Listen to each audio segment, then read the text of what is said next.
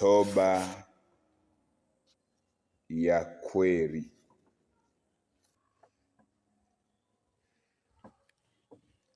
Somo ni toba ya kweli.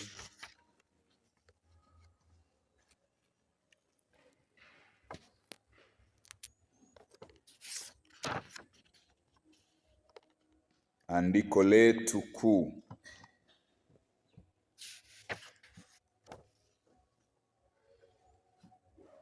tutakaloenda nalo ni Luka 24:46 hadi 47. Biblia inasema,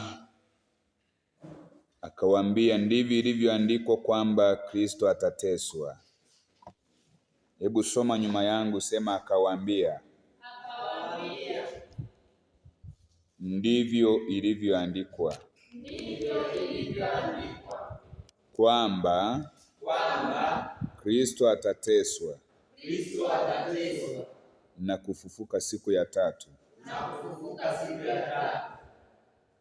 na kwamba mataifa yote watahubiriwa kwa jina lake habari ya toba na ondoleo la dhambi, kuanza tangu Yerusalemu. Nasikia toba inaanzia Yerusalemu. Amen. Leo tuna watu wengi makanisani ambao tunao wamevunwa kwa injili iliyo ya namna nyingine. Kwa kupokea injili hiyo iliyo ya namna nyingine, inafanya watubu toba ambayo si ya kweli. Wanaishi kama watu ambao hawajaokoka, watu hao, wakati wanakiri kuwa wameokoka, lakini muonekano wao unaonyesha kabisa ni mtu wa mataifa. Hawana ile hali ya wokovu halisi. Ule wokovu wa kweli haupo. Kulingana na maisha hayo tunayoyaona kwa watu hao, ndipo tunagundua kwamba huyu mtu hana toba ya kweli. Tuna watu wengi sana wa namna hiyo. Warumi 2:24.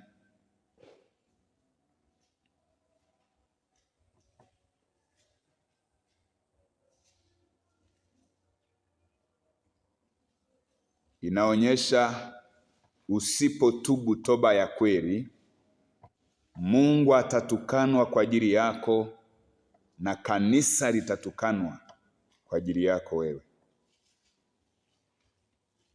Mungu ametukanwa sana kwa ajili ya watu hao ambao hawajatubu toba ya kweli.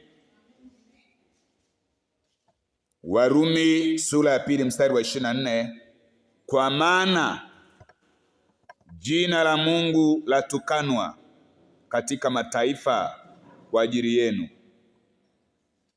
Hawa mataifa ambao inabidi tuwapelekee injili ya toba ndio wanaotukana Mungu kwa ajili ya watu tulio nao ndani ya kanisa ambao hawana toba ya kweli.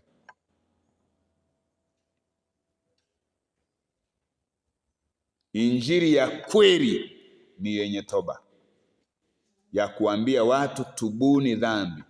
Sio njooni mbarikiwe, njooni mpate magari, njooni mpate samaki, njooni mvue vizuri, njooni msiliwe na mamba. Hayo yote sio injili ya kweli. Injili ya kweli inaongea juu ya nini? Ya toba. Amen. Amen. Amen. Na mtu aliyetubu analeta heshima mbele za kanisa na mbele za Mungu. Amen. Ukitubu toba ya kweli, unaleta heshima ndani ya kanisa hili na mbele za Mungu utaleta heshima. Amen. Amen. Tunaelewana vizuri? Amen. Tuelewane hapo sana. Toba ni nini? Tuanze. Toba ni nini? Hapo nilikuwa nafafanua andiko kuu. Sasa tuingie tuone utangulizi. Jambo la kwanza, maana ya toba. Maana ya toba. Nehemia 1:9. Maana ya toba tunaiona Nehemia 1:9. Nehemia 1:9. Nehemia 1:9. Kipo mbele ya Ezra.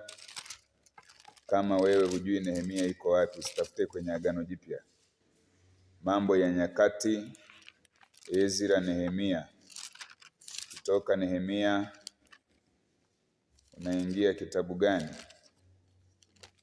Unaingia Esta. Kutoka Esta Ayubu. Kutoka Ayubu, Zaburi, Mithali, kuendelea. Tuangalie Nehemia 1:9. Biblia inasemaje hapa? Biblia inasema hivi: bali mkinirudia mimi na kuzishika amri zangu na kuzitenda, watu wako waliofukuzwa wajapokuwa katika pande za mwisho za mbingu, hata hivyo nitawakusanya kutoka huko na kuwaleta mpaka mahali pale nilipopachagua, ili kuliweka jina langu hapo. Amina. Unaona maajabu kabisa. Unaona huu mstari ulivyo ajabu. Sentensi inaanzia mstari wa 8 kwa sababu mstari umeanza na neno na herufi ndogo. Naomba nirudie. Mstari wa 8, na kuomba likumbuke neno lile ulilomwamuru Musa mtumishi wako ukisema, mkikosa nitawatawanya kati ya mataifa. Hii ni madhara ya dhambi. Watu ambao huwa hawana toba ya kweli huwa wanajaa na kutawanyika. Ukiona kanisa linajaa halafu linapukutika, maana yake hao waliojaa hawajafundishwa toba. Wakifundishwa toba hawataondoka. Wakitubu toba ya kweli hawataondoka. Hiyo ni moja ya dalili ya kuonyesha umetubu toba ya kweli. Kama umetubu toba ya kweli, Biblia inasema utakaa. Kama hujatubu toba ya kweli, utatawanyika. Mstari huu naongea namna hiyo, kwamba nitawatawanya kati ya mataifa. Mkikosa nitawatawanya. Bali mkinirudia mimi na kuzishika amri zangu na kuzitenda. Kurudi, kushika amri za Mungu na kutenda, hiyo ndiyo toba ya kweli. Unarudi kwa Mungu, unashika amri zake na unaanza kufanyia kazi kila fundisho unalolisikia. Watu wako waliofukuzwa wajapokuwa katika pande za mwisho za mbingu, hata hivyo nitawakusanya kutoka huko na kuwaleta mpaka mahali pale nilipopachagua, ili kuliweka jina langu hapo. Kumbe Mungu akiliweka hapa jina lake, atakusanya watu yeye mwenyewe. Yeye mwenyewe. Hasaidiwi na mandazi ya upako, kwamba sasa tukitaka watu wajae tuweke hapa mandazi ya upako wala maji ya upako. Mungu akikarisha hapa jina lake, atawakusanya watu, watajaa hapa. Amina. Kwa mujibu wa Nehemia. Amen. Sawa watoto wa Mungu. Amina. Zaburi 78 mstari wa 34. Maana ya toba. Maana ya toba, Zaburi 78 34. Zaburi 78 34. Alipo waua ndipo walipokuwa wakimtafuta, wakarudi wakamtaka Mungu kwa bidii. Toba ya kweli ni kurudi kwa kumtaka Mungu kwa bidii. Hayo ni maombi. Mtu mwenye toba ya kweli humwambii funga. Ile toba ya kweli naongea naye. Sema amen, amen. Malaki 3:7. Nenda haraka sana, usichelewe. Nikikufuata kwa hiyo spidi yako nitakomea tu hapa. Malaki 3:7. Malaki 3:7. Tokea siku za baba zenu mmegeuka pande, mkayaacha maagizo yangu, wala mkuyashika. Nirudieni mimi, nami nitawarudia ninyi, asema Bwana wa majeshi. Lakini ninyi mwasema, turudi kwa namna gani?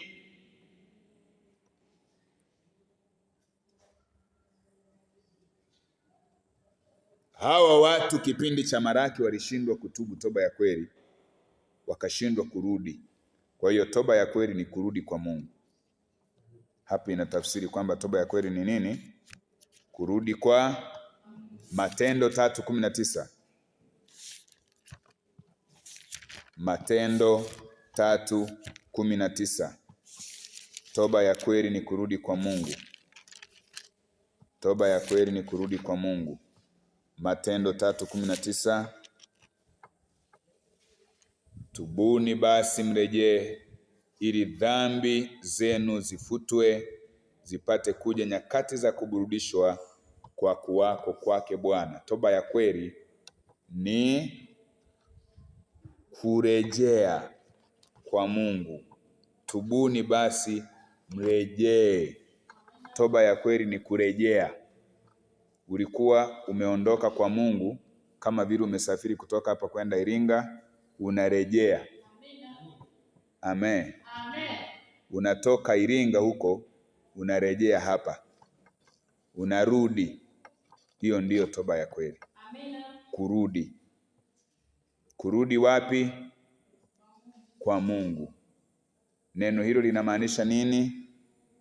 Lile ambalo Mungu anaagiza ufanye, usipolifanya, maana yake ukianza kulifanya, hiyo ndiyo toba ya nini? Ya kweli.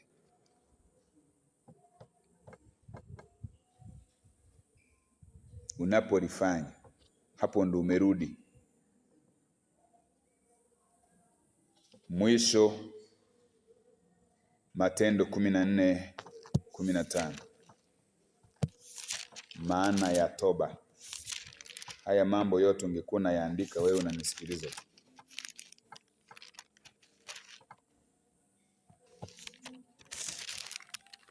Matendo 14:15. Wakisema akina Bwana, mbona mnafanya haya? Sisi nasi tu wanadamu, hali moja na ninyi.